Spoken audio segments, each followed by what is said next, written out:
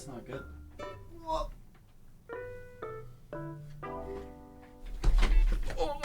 Oh. Hi. Hey, everyone. Old man Kevin here today. You know why? Because I slept terribly on my back yesterday, and now my back hurts. Welcome to the Yoshiwara review. That's what we're doing today. And yes, the series isn't dead. I know I haven't done one for like 3 months or something, but hey, we're back and we're doing it alright. This one just took a little bit of time because of the absolute girth that this arc is. It towers over every arc we've seen so far at 19 manga chapters. And it looks like the anime continued at a slightly slower pace than the... I don't even have the PlayStation app. And to go along with that, we have a slightly slower pace than usual at 8 anime episodes, resulting in a 2.4 chapter per episode adapted rate. Usually Sunrise do 2 chapters per 1 episode, but that's hardly any change. I don't know why I'm even referencing this. Alright, nothing much else to say in this intro. Play the intro.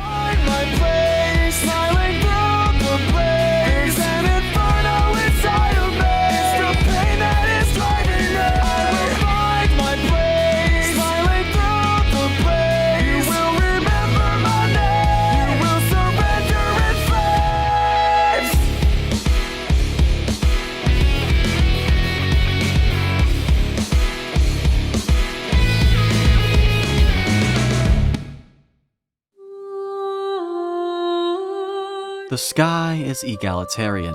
It doesn't discriminate against anyone.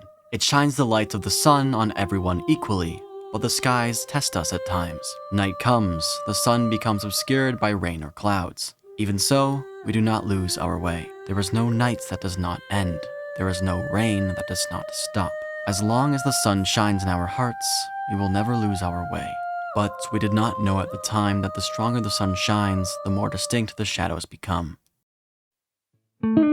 Hiding below Edo was a secret city dubbed Yoshiwara Shangri-La. A denizen of that city was a kid by the name of Seita. Seita was given a job at Snack Otose. Oh hey, it's Kosenigata and Onishi! That's a random side character to appear in an arc. That probably happens a lot, actually. There's probably a bunch of random side characters that I don't recognize because I watch these arcs so infrequently. But once I start watching this consistently, which by the way I will start doing maybe after this arc, I don't really know for sure, but they'll be posted consistently. Even if they're not arcs, I'll be posting in my reactions to my second channel, Kazu2. I know, shameless plug, but who cares? That's my channel. I can plug whatever I want. Anyway, let's go. Gin soon figured out Seita had become accustomed to the career of thievery, reason being to create an opportunity to be in his mom's company for just a short amount of time. He required this drastic feat because she just so happens to be the greatest courtesan in all of Yoshiwara, Hinoa, who is kept locked away in her room by the King of the Knights. More on him in a bit, though. Next up, let me introduce to you the best girl in anime, the woman hailed as the courtesan of death, Tsukuyo! I don't know if you can tell, but I'm a big fan of Tsukuyo. Everything from her beautiful yet simple yet also badass design. I especially love the touch of having the kunai in her hair as a hair tie. That's a great touch. To her superbly written backstory, personality, and consistently heartwarming yet hilariously deadpan dialogue. Keep in mind, it's been... What am I doing? Where am I turning? Keep in mind, it's been roughly it's been 4 years since I've seen a single episode with Suki in it, and I remember, or I don't really remember, I went back in my script and I realized that I ranked Tsukuyo number 4 on my top 10 characters that I did a few years ago. Kagura on that list was number 2. So we have 2 contenders, that's 4. We have 2 contenders for the best girl in anime, or at least in Gintama in this case. And I think I'm gonna come to the conclusion that we're gonna have 2 categories for best girl. We have best daughter, which of course goes to Kagura, and best wife going to Tsukuyo, of course. Moving on, we're following Gin down to Yoshiwara, and what a fantastic addition to Gintama's world building that this area is. a sprawling underground city of never-ending nights, lit up by the various lanterns and neon signs advertising the countless nightly activities to indulge in, one of which being a night with a courtesan. In Seita's case, he's saving to meet up with Hinoa, but her prices are hefty. After all this time though, you'd think he could at least have a cup of tea with her, as quoted by Marty here, but turns out Mark had been keeping it all to himself. Quite coincidentally, the Silver Samurai was listening in outside of this dango shop where he learned the truth and gave those two dudes a smackdown. It was at this point that Hosen's intelligence units had caught onto Gin, Seita, and the rest of them, and sent the Hyaka, Yoshiwara's paramilitary force, after them. And what comes out of this? What comes out of Hosen's order here has to be the funniest moment we've seen up to this point. I feel like I say that a lot, but I think last time I said it was the correspondence arc with them writing the letter, and I think before that the best joke would have been the toilet joke. It's the scene where Tsukuyo and Gintoki first meet, okay? The scene starts with a rather serious cliffhanger for the end of episode 139, with Suki barraging Kagura, Shin, and Seita with kunai. Tsukuyo aiming to kill Seita on orders from Hosen attacks with another flurry of kunai, but luckily Gin arrives to save the day, knocking every kunai out of the sky, saving Seita along with himself. Only he did not save himself in actuality. He was stabbed right in the noggin. The charade continues, and upon Gin's gaze down to Seita, it's unveiled he didn't even protect Seita, and the kid got a kunai right into his dome, causing Gin's embarrassment to reach peak levels, where he dodges the fact that he stabbed him and ignores the recent reveal, slamming the blame towards the Hyaka yet again. We're not done yet though, because a few of Suki's lackeys then came out and admitted what they saw, confirming the deflected kunai was the one to stab Seita, as well as a few more girls bandwagoning on the idea that if he hadn't deflected them in the first place, Seita wouldn't have been killed, meaning Gintoki in actuality murdered Seita.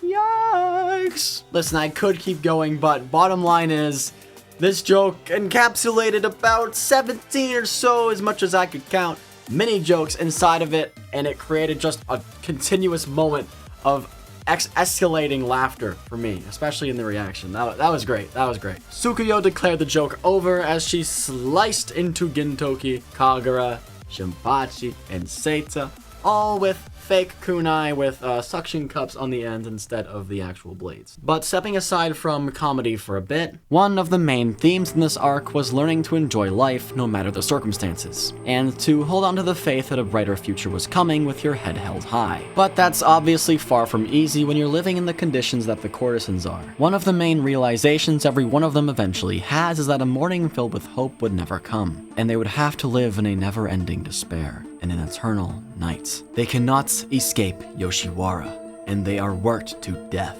causing the overwhelming majority to embrace this mindset that the fabled sunshine would never pierce through the clouds, and that death was their only destiny.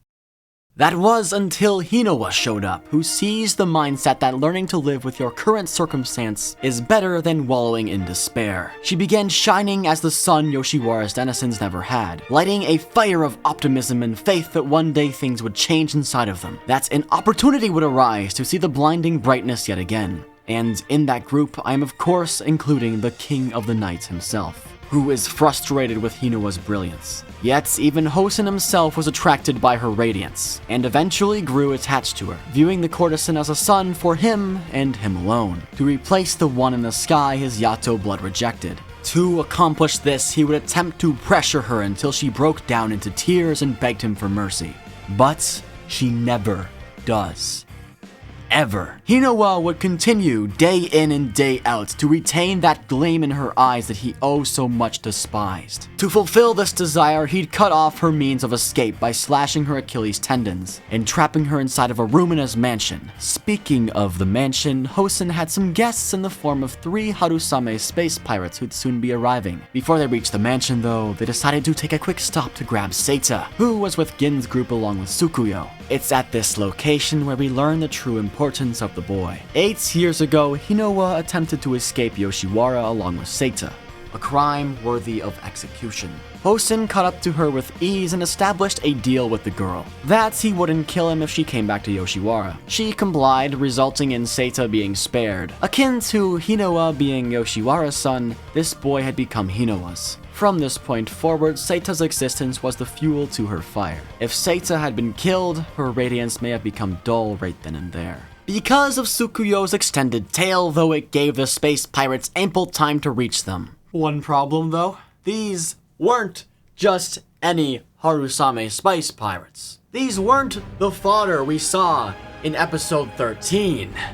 This was the highest rank of the Harusame spice pirates. This was Ungyo, ABUTO, and last of all,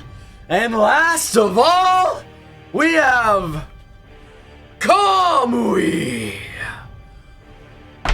Oh no, oh boy.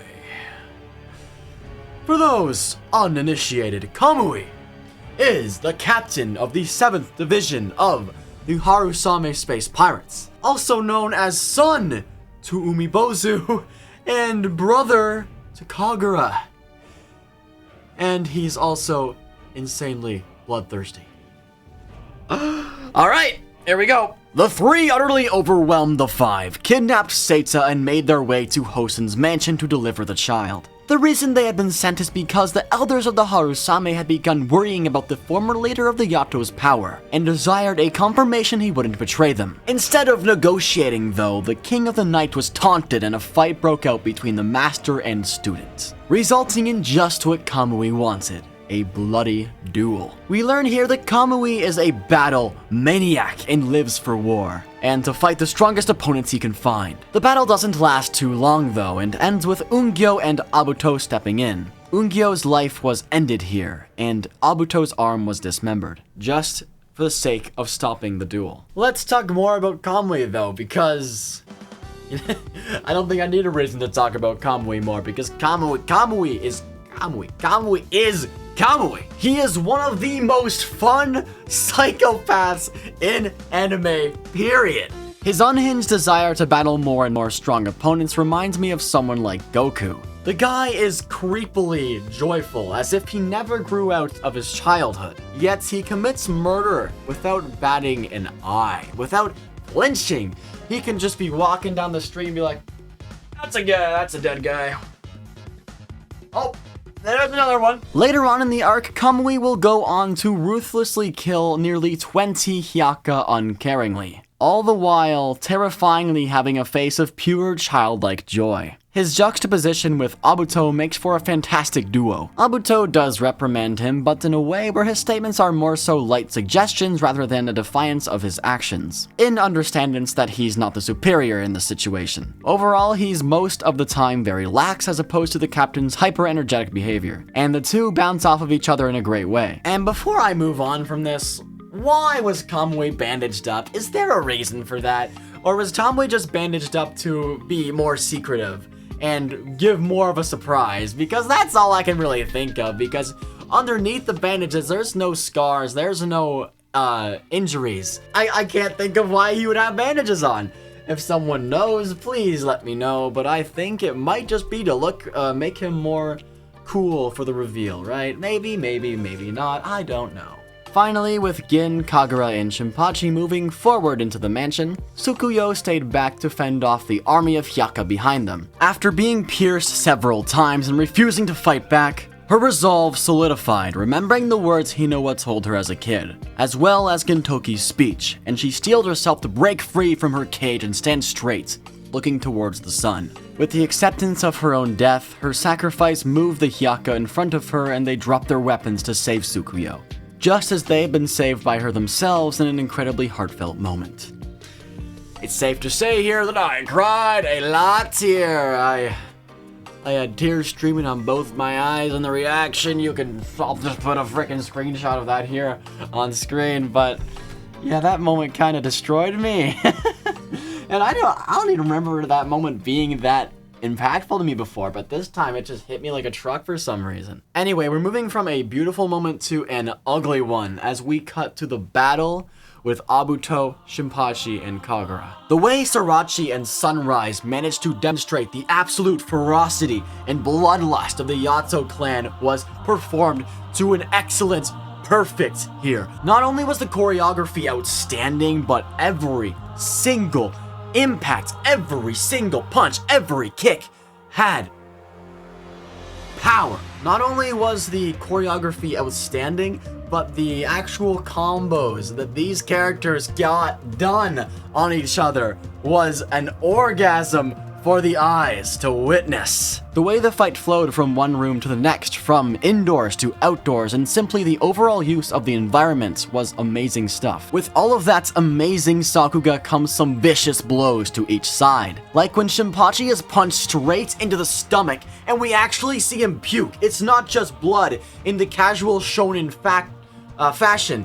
It's actual puke that we see after he gets kicked right in the stomach, which I love to see. I love to see that it's more realistic, because that's what would happen, and it's so nice to see that from Gintama. Or take the glaive that Kagura just took straight on right through her palm, and it came right out her back of her hand. Simply masterclass stuff here. This is the action you want to see when you sign up for a shonen battle. Let's talk about Kagura for a bit though. For the first half of that battle, she wholeheartedly rejected her Yato blood, refusing to commit to something that would cause her to lose control of herself. Only ABUTO fueled the fire when he threatened Shinpachi's life, and she awoke her Yato unchained mode and went truly feral. Seeing her like this is, of course, very heartbreaking because she had to violate her own morals. But let's not kid ourselves. Kagura in this scene is one of the most badass characters you've ever seen from any anime. Good lord, she went full yandere face here, and I can't get enough of it. Oh my god, is it beautiful. But yes, very sad. You thought that one was good? Look at this one! Oh, look at this one! It's base that just says, you are about to die, and I am going to enjoy killing you. And Kagura would have straight up murdered ABUTO had it not been for Shinpachi, who held her back and saved her from the guilt that she would have felt from murdering a man, from murdering ABUTO, not only a member of her own tribe, but just another person that she would have had to deal with and had that weight on her back. But Shinpachi held her back and kept her from dealing with that guilt and that weight and everything that comes with killing someone, right? It's just a great scene. I freaking adore this moment with Shinpachi and Kagura. Shin's speech had me tearing up, with him shouting the many things there are to love about her usual personality, before shouting her name, snapping her back to reality. After this, the two, who are now immensely frustrated, made their minds up to become stronger so this wouldn't have to happen again. Anyway, what has Kamui been up to lately?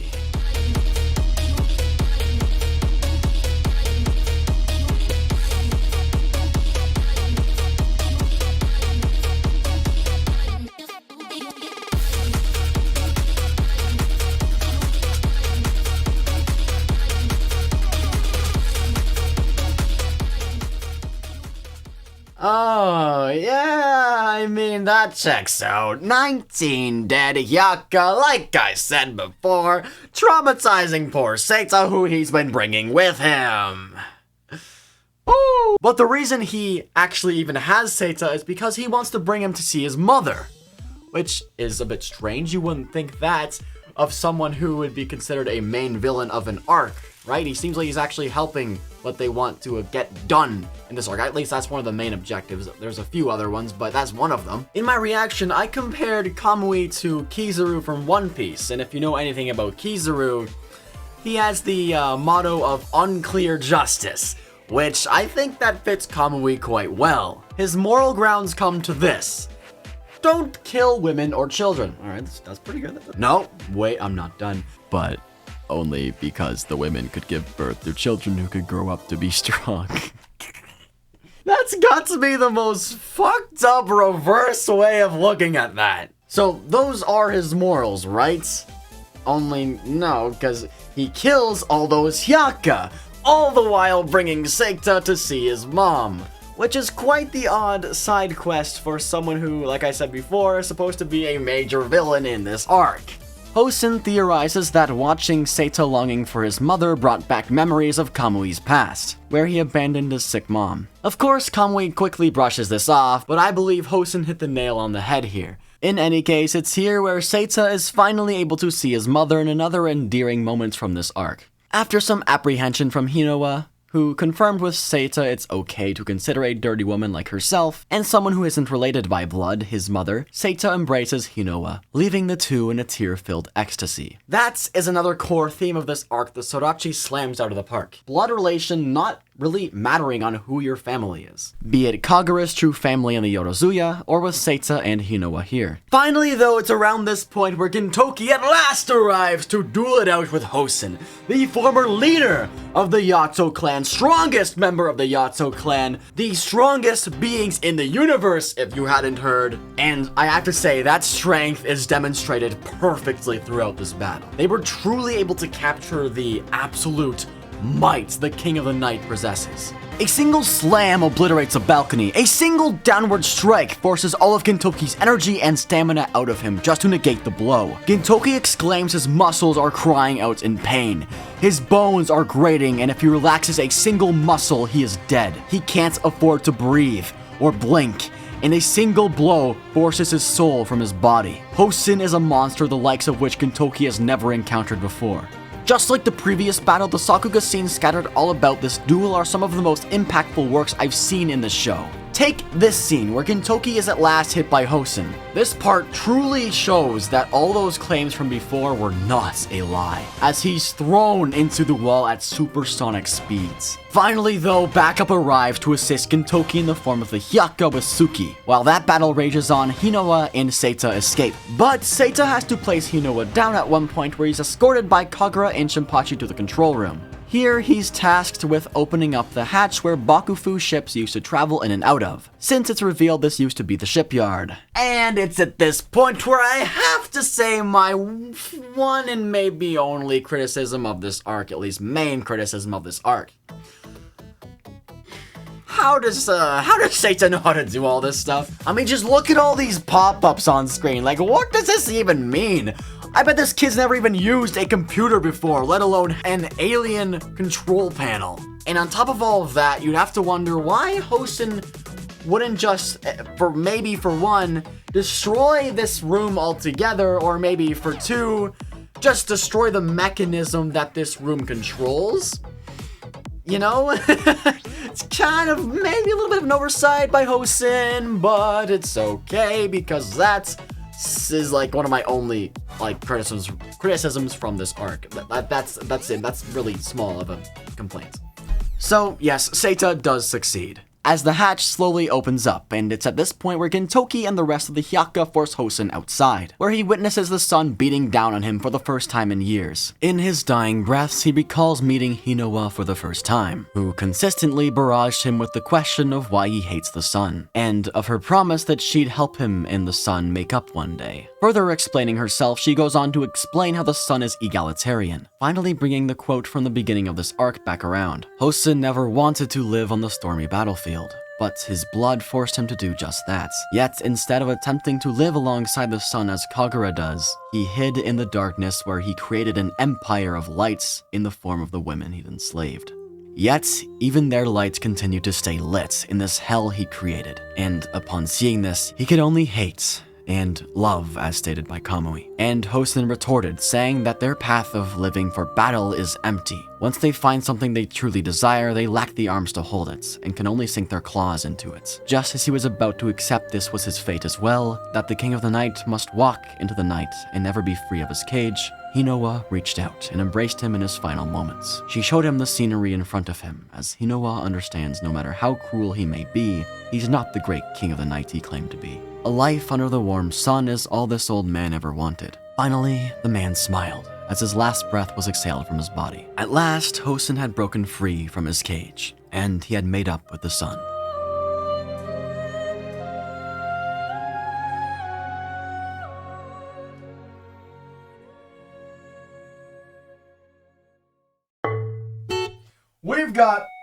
We've got our very first 10 out of 10 arc, and it's not gonna be the first, I can assure you of that.